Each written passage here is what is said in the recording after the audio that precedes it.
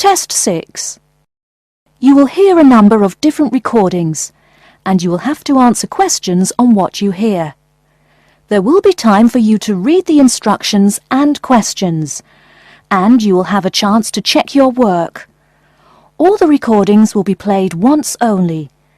The test is in 4 sections. At the end of the test, you will be given 10 minutes to transfer your answers to an answer sheet.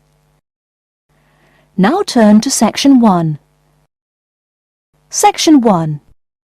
You will hear a conversation between an agent from City House Services and a customer who wants to have her house cleaned. First, you have some time to look at questions 1 to 4.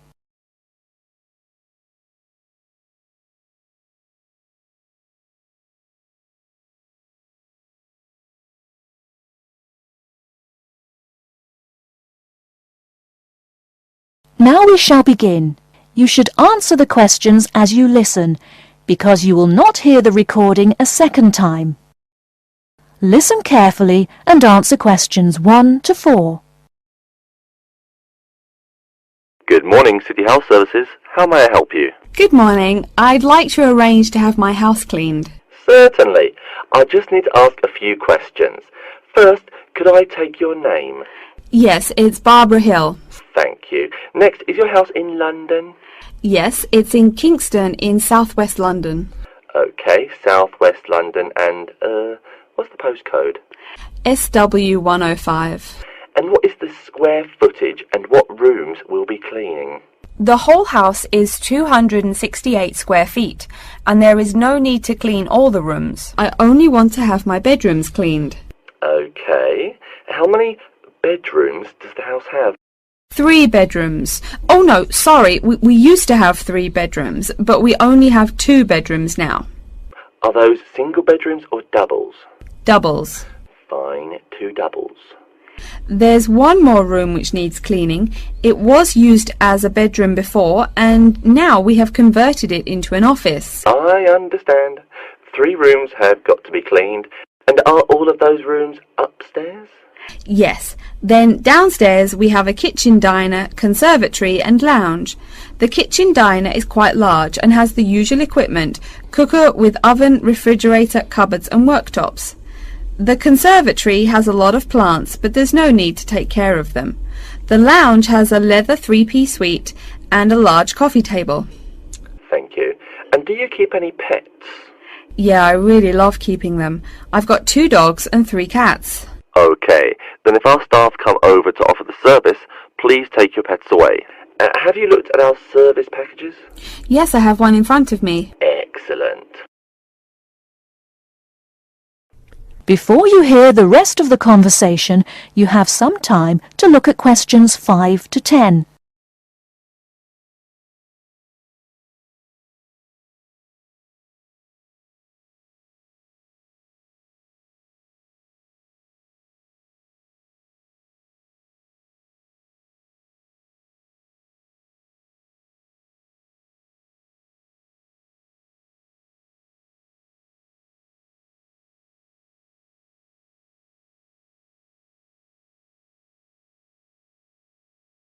Now listen and answer questions 5 to 10.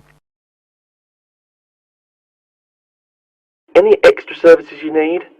Switching bed linen, work in the garden, clean the glass in the conservatory, that kind of thing? No. Actually, replacing the bed linen, yeah, that would be good. No problem. I'll just make a note of that. How about curtains, mats and carpets? What would you like us to do with those items? The curtains. I'll have to think about that. I think we should have the carpets cleaned really well every quarter. Mats can just be done with the laundry. Of course. How about clothes? We can have our staff wash and iron them, or we can have them taken to a dry cleaner. Washing and ironing. No, just ironing. That'll be okay. Okay, fine. I know quite a bit about what you want now. I should let you know that we're located on 12 Amy's Road. That's A-M-Y-E-S. And we work on from Monday to Sunday except Tuesday and Wednesday. Could you let me know when is convenient for you? Next Friday. No. Oh, that's no good. My son invites his friends over in the afternoon that day. Perhaps next Thursday or next Saturday? Let me check. Okay, next Thursday. When is it convenient for us to come over and provide the service? Is it okay if we come in the morning? Or we may come in the afternoon. It depends on your schedule. I'm okay with any time. Just give me a call to let me know you're coming before you arrive. Sure we will. By the way, how long will it take for the service? We usually work 1 to 3 hours for house cleaning, and the work will take 3 hours at most. And of course, if it takes more than 3 hours, you should pay extra for it. Fine. So, let me just do some calculations. That is the end of section 1. You now have half a minute to check your answers.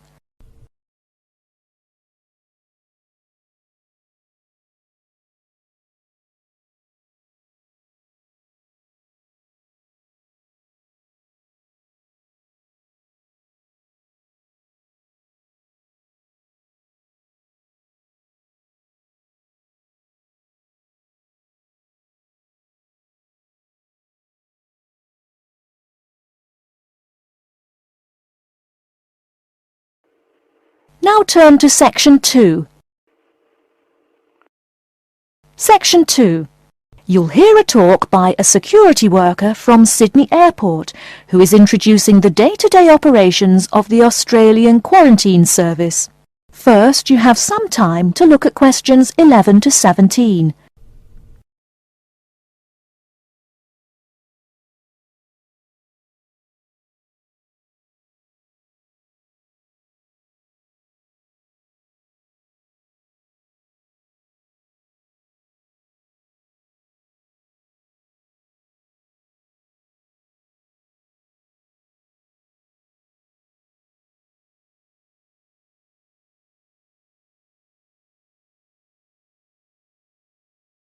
Now, listen carefully and answer questions 11 to 17. Hi everyone and welcome to Sydney Airport. Today I'll be giving you the inside information on the day-to-day operations of the Australian Quarantine Service here. We hope to provide you with a better understanding of why such heavy security regulations are necessary by educating you on how we operate and why we do the things we do. We're not here to try to persuade you to fly through Sydney Airport, though we hope you'll find your experience relatively stress-free and comfortable. First things first, our personnel. Can anyone guess how many people work at Sydney Airport? We have 200 alone working in Terminal 2, so can you guess how many in the whole airport? I heard someone say 360. That's getting closer. What? Did someone say 2,000? That's way too high. Sydney Airport actually employs 440 people. A lot, right? And about half of those employees work in security-related matters. Moving on to our not-so-human employees, let's come and see our favourite pooch, Milton. Milton is our best drug-sniffing dog on the force. He's friendly to most people. You can even come pet him at the end of our tour. Burnouts, beware though. He'll find everything. Notice that even though there are so many of us around him, Milton stays quite calm. This is the precise reason he was chosen for the job. Dogs that are chosen are not predisposed to sniff out different narcotics. That's something we teach them already. So here's a part of the airport most people never notice, the cargo transport terminal. This is where packages are shipped to and from. Normally we ship around 4,400 packages per month. In this airport alone, over 52,000 packages were shipped in and out over the past year. We ship to and from 170 different countries. Not bad, eh? Probably it will go up to over 72,000 packages this year.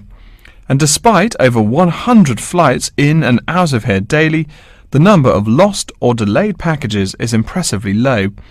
If you send your package through here, rest assured we'll get it where it's going.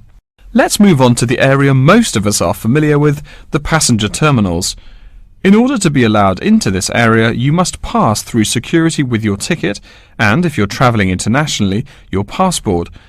If you're travelling domestically, you just need a legal form of ID. If you don't have those, you will not be allowed to pass through security and board your flight. During the security scan, your carry-on items will be checked for dangerous items such as weapons, sharp objects and liquids that exceed our specified limit. If you attempt to pass any of the prohibited items on this list posted at the entrance, you are still allowed to board the plane, but you'll be given a warning and your item will be confiscated. Don't worry, we will not arrest you for having too much shampoo in your bag or anything like that. We also search your carry-ons and parcels for any perishable items. We prohibit the transportation of local vegetation and prohibit parcels containing any insects in them. You may or may not have learnt about this in biology class, but when some plants are introduced to a new environment, they spread wildly and wipe out the current species around it. It is important to control the introduction of new plants into an ecosystem, so we must prohibit the transport of any fertile seeds. So what happens to parcels containing possibly suspicious items? It's of course something we do not take lightly here. If an object passes through the scanner that appears suspicious in any way, it is separated out for manual search by a member of our trained security personnel. If an illegal plant or simple sharp object like a pocket knife is found, it is simply disposed of in our biohazard waste containers, and the package itself is returned to the sender, or passenger if it is for a passenger flight. More serious weapons are reported to higher authorities for investigation. Before you hear the rest of the talk, you have some time to look at questions 18 to 20.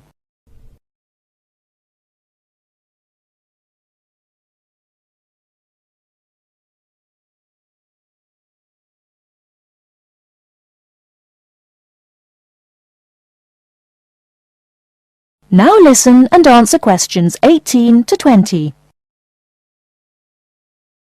As far as parcel security, the material of the parcel is important. For shipped goods, the most common material used and the most widely accepted is paper. Make sure it is packed sturdy enough with no rips or tears. We've definitely had packages rip open before due to haphazard packing. A more common problem, though, is the package labels. When an item does not make it to the right place, this is the most common reason. The label may not be in the right place or marked clearly enough. If you're receiving any items from abroad that must be declared, please remember our guidelines in order to ensure the timely delivery of your item. Make sure it is packed correctly, and we ask that you notify customs between 2 and 10 days within the item's scheduled arrival date. Okay, before we move on, are there any questions?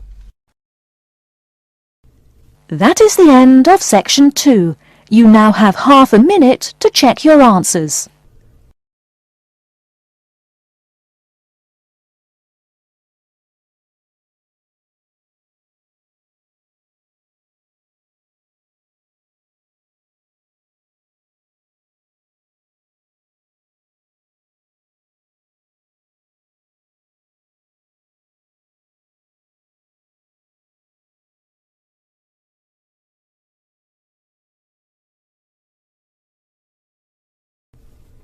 Now turn to section 3. Section 3. You will hear a librarian called Adam Smith talking to the students about how to use the facilities in the library. First, you have some time to look at questions 21 to 26.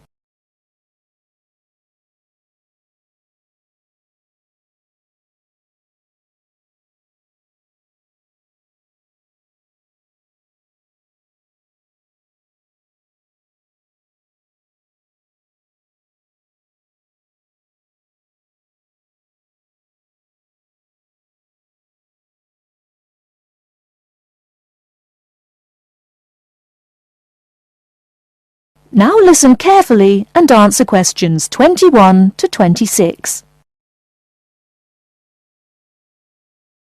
Welcome. Please come in and gather over here around the tables. My name is Adam Smith, and I'm the librarian here. I'll show you around today and explain how to use these facilities.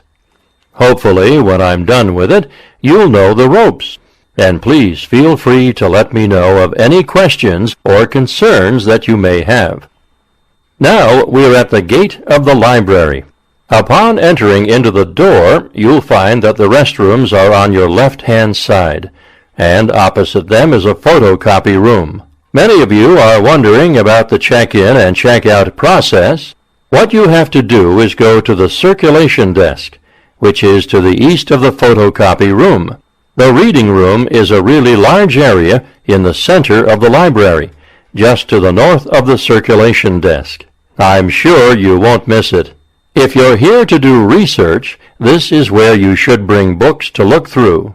However, if you're here to do any group projects or other interactive activities, I advise you to use one of the study rooms, which are just to the east of the reading room. Moving on to the southeast corner, we have the periodical section, just next to the study rooms. We have a collection of different newspapers and magazines in this section. You can get last week's weather reports, or all the top stories 5 years ago. Our periodicals can be traced back 20 years to the time when our school library was built. Our first question. Yes. Can we check out magazines from the library? I'm sorry, but you cannot take any periodicals out of the library. You're welcome to read them for as long as you want while you're here, but you cannot check them out. I wonder if there is any place where we can get some food in the library. Do we have a store here? Of course. The Food Service Center is just meters away from the study rooms. It's on the northeast corner as you look at the map. The Food Service Center offers different kinds of snacks, though it's not big. Well, moving on along to the west, you will find the Video Resource Center on your right hand. We have educational videos and documentaries, as well as major motion pictures. We ask that you pay attention to the tag on the video that you pick up, as many of our documentaries are for on-site viewing only and may not be taken out of the library. To the west of the Video Resource Center is our satellite TV station. Here we stream the news from Channel 19 for most of the day. How many channels does it have? It does have nearly 200 channels, but we generally will give top priority to channels with some big events, like presidential addresses or other breaking news. During the coverage of the presidential debate, students will take a break from studying and flock to watch it. Last, but perhaps most important, is the inquiry desk. It's just on the left-hand side when you walk into the library, so it's impossible to miss it. If you have any questions about how to use equipment or where to find something, come and ask the assistant. Don't be shy, because that's what they're here for. Before you hear the rest of the talk, you have some time to look at questions 27 to 30.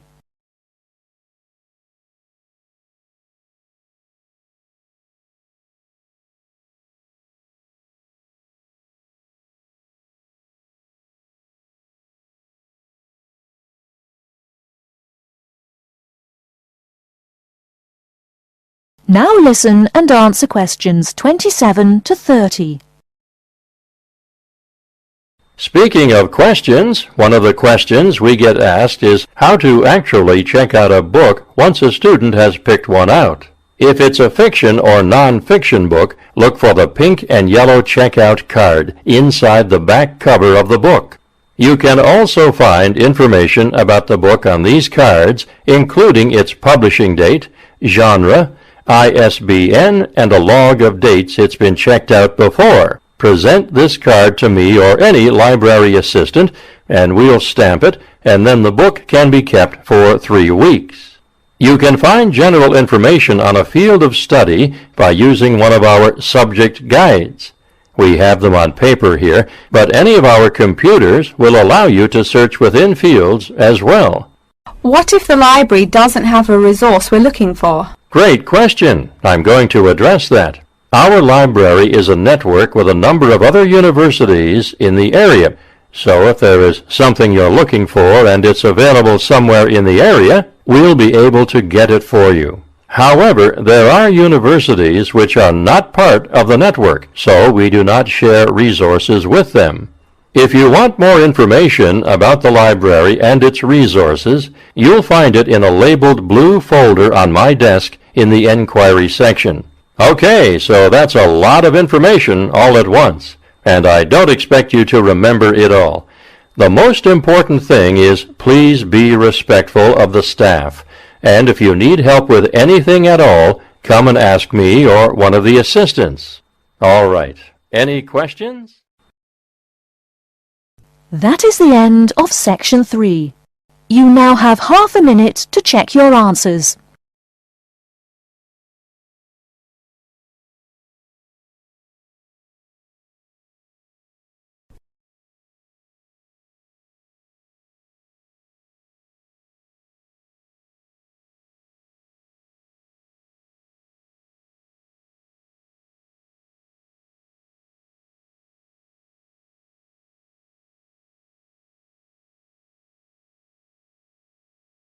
Now turn to Section 4. Section 4. You will hear a lecture about Crocodylus niloticus and its living habits. First, you have some time to look at questions 31 to 40.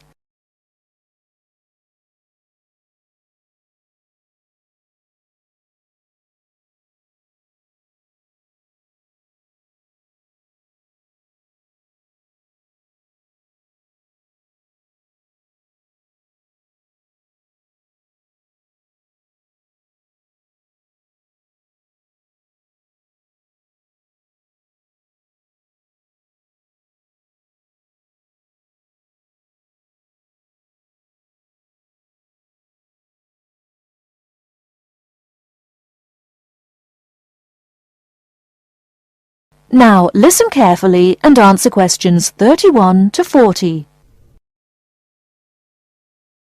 Good morning. Today we will continue our study of Crocodylus niloticus by talking about its living habits. We've already discussed the evolutionary attributes that set it apart from its crocodile relatives. Does everyone remember that? Yes, it has an extremely narrow snout and 3 or 4 rows of protective scales on its back, as compared to 2 rows on other members of the Crocodylus genus. Let's take a look at how these carnivorous man-eaters live, where they live, and finally, whether they really deserve their vicious reputation. To start, I'd like to address a great question posed to me by a student during yesterday's office hours. We talked about the distribution of crocodiles in Africa and saw that they are highly concentrated in the south and west of the continent. This student noticed that on the map displaying the distribution of crocodiles across Africa, there were no crocodiles in the northern region, and found no mention in the literature of the existence of crocodiles in the north of Africa. Why might there be no crocodiles in North Africa? Let's save this question for later in the lecture. To find out more about the social habits of the African crocodile, one researcher named Tara Shine of the University of Ulster in Northern Ireland conducted a survey of the wetlands in Mauritania and received reports of 46 crocodiles living in one group, or float as we say when referring to crocodiles, though the usual number is a little less than half of that. In general, crocodiles are more highly concentrated in wet subtropical environments near bodies of water and rich vegetation. While South American crocodiles thrive in cool rainforests, the African crocodile is more equipped for heat. Though they can survive at the hot temperatures found in some deserts, they are not equipped to handle dry climates and thus cannot survive in places like the Sahara Desert of North Africa. As cold-blooded animals, crocodiles' core temperatures fluctuate from their average of 38 degrees Celsius as external conditions change. Thus, they need to avoid extreme temperatures. Others live an underwater life, keeping a body temperature close to that of the water. As their own unique method of regulating their body temperatures, some African crocodiles have made dens by digging holes in the ground to provide themselves with a cool, dark place to retreat from the hot African sun. Speaking of the hot African sun, let's go back to the question asked at the beginning of the lecture. We know that there used to be crocodiles in northern Africa, yet today there are none. What are some possible explanations for this? Some students have suggested that the African crocodile has evolved from a desert creature into a wetland creature, thus causing them to migrate south for more appropriate conditions. Others presume that the crocodile was hunted out of northern Africa by a fiercer predator. While these are intelligent guesses, the real story is a little bit different. The key to this migration is that the Sahara Desert did not always cover the north of Africa. About 8,000 years ago, the land was fertile wetlands, perfect for breeding crocodiles. Over time, though, the area dried out and the wetland slowly turned to desert, leading the African crocodile to migrate south to the marshlands they call home today. Some crocodiles did, however, adapt to living in dry conditions. In Mauritania, some crocodiles have learned to survive in an area where they can go up to 8 months with no water, by spending the driest of times in what's called a torpor, or short period of hibernation. To utilize every bit of rainfall, these desert crocodiles dig underground caves that collect runoff, thus staying cool and hydrated. During the mating period in November and December, males attract females to their viciously protected territory through a number of behaviors that range from snapping their jaws all the way to sending infrasonic pulses through the water. Afterwards, the female digs a hole up to 60 centimeters in depth to store the eggs for an 80-day incubation period. The female protects these eggs during the period, and sometimes even helps crack the eggs with her snout at the end. These teeth-gnashing carnivores are softer than we think. Although these vicious creatures have attacked humans on a few occasions, the residents are not afraid of them.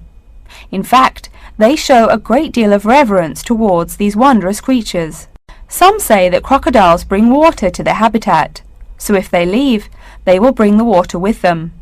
Obviously, this is not true, but it demonstrates the admiration the inhabiting people have for crocodiles. Generally, crocodiles do not predate on humans. They attack when humans populate the crocodile's habitat, instilling fear and uneasiness in the crocs. Like any other species, crocodiles are known to attack when feeling fear. There's still a lot more to be discovered about the African crocodile. Researchers want to know more about the population size, how many crocodiles inhabit Africa in all, how they form separate floats, etc. There is still also much to learn about migration patterns and relations to other populations of crocodiles now found in other parts of the world. Next time, we'll examine a few specific case studies of crocodile populations in southern Africa. That is the end of section 4. You now have half a minute to check your answers.